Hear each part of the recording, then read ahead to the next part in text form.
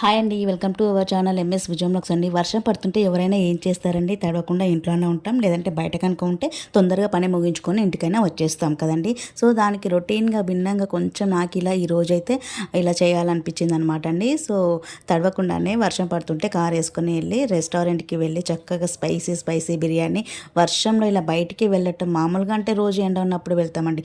వర్షం ఉంటే వర్షం పడుతుందని ఇంట్లో కూర్చోదానికన్నా ఇది కూడా ఎంజాయ్ చేయాలి కదండి. మన కోసమే కదండి వర్షం పడేది కూడా.